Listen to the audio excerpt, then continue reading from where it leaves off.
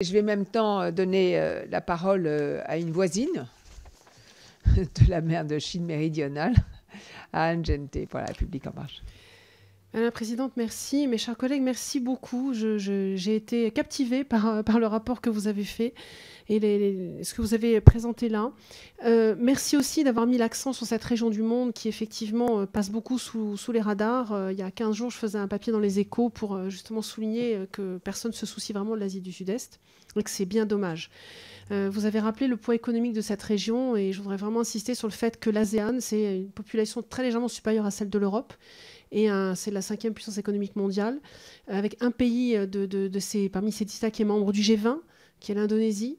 C'est vraiment un pays qui nous observe avec beaucoup d'attention depuis des années sur ce qui se passe en Europe, en Union européenne, qui depuis 2015 a mis en place une structure de libre-échange au sein de sa zone. Donc il y a vraiment, même s'ils n'ont pas du tout envie d'aller vers une monnaie commune ou des formats de ce type-là, ils sont extrêmement attentifs. C'est une zone très importante. Et je dirais que, justement, pour reprendre les propos du président de la République lorsqu'il était en Australie, qui a parlé de cet axe Indo-Pacifique, cette zone, cette mer de Chine du Sud, c'est vraiment le carrefour, j'allais dire, du multilatéralisme et du bilatéralisme. C'est le multilatéralisme sous forme de l'axe Indo-Pacifique et c'est le bilatéralisme sous forme de l'axe Chine-Afrique, puisque la Chine, vous l'avez dit, déjà au sein de cette zone et également avec l'Afrique, entretient essentiellement des relations bilatérales avec chacun des pays dans lesquels elle va. Je voudrais apporter une toute petite nuance par rapport à la position de la Chine, qui n'a pas forcément sa politique d'expansion dans ce que je vois, parce que j'ai oublié de préciser qu'à Singapour, où j'habite, la situation en mer de Chine du Sud, c'est un papier par semaine, dans les journaux locaux. C'est vraiment quelque chose qui nous préoccupe tout le temps. Donc je le suis chaque événement, et là, je ne vous dis pas le nombre d'incidents entre pêcheurs, vous l'avez souligné, mais c'est absolument tout le temps, toutes les semaines, il y en a un. Donc c'est vraiment quelque chose qui nous parle à nous très très régulièrement.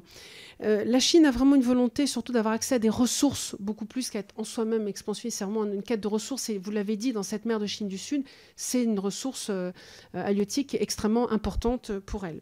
Alors moi j'étais particulièrement intéressée dans ce que vous avez dit, dans la notion de la position effectivement de la France qui est extrêmement intéressante, qui je crois est extrêmement respectée, qui est peu connue.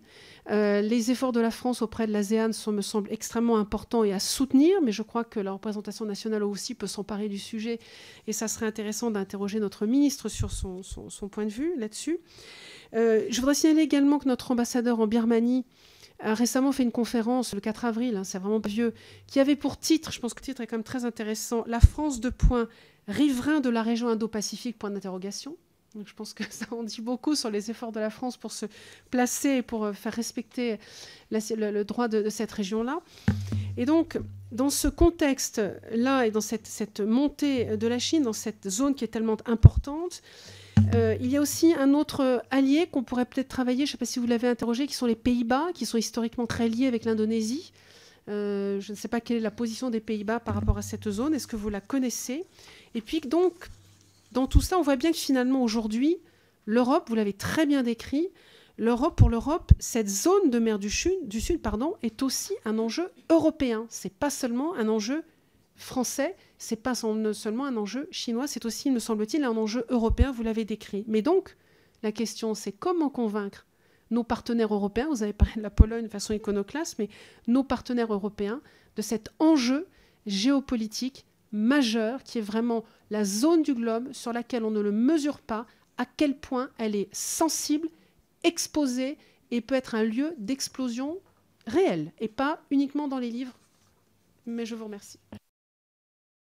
Alors sur l'Europe, d'abord la question d'Anne Genthe sur les Pays-Bas, très intéressant puisque nous avons rencontré une personne de l'ambassade des Pays-Bas à Pékin, en Chine, qui effectivement nous a manifesté l'intérêt des Pays-Bas pour aussi entrer dans une forme de coopération militaire. Il n'y aura pas forcément de capacité de projection à l'image de l'Allemagne de la marine hollandaise jusqu'en mer de Chine du Sud, mais un intérêt et peut-être pour prendre à bord des bâtiments de guerre français, des marins hollandais.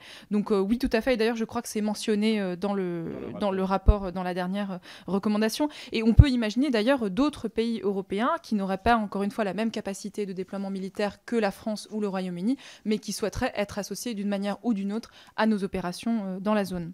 Alors nous avons effectivement Nous avons rencontré à l'occasion d'un déjeuner organisé par l'ambassade de France à Pékin, nous avons rencontré différents responsables et notamment des attachés de défense de différents pays et tout particulièrement, comme vient de le dire Delphine, l'attaché de défense des Pays-Bas qui nous a dit ce que vient de dire Delphine, à savoir qu'il y a une prise de conscience et une prise d'intérêt récente mais réelle de la part des Pays-Bas de pouvoir aussi s'intéresser à cette région. Donc c'était à l'occasion d'un déjeuner de travail avec différents représentants de différents pays, l'Australie, les Pays-Bas, le Japon, la Nouvelle-Zélande, l'Allemagne.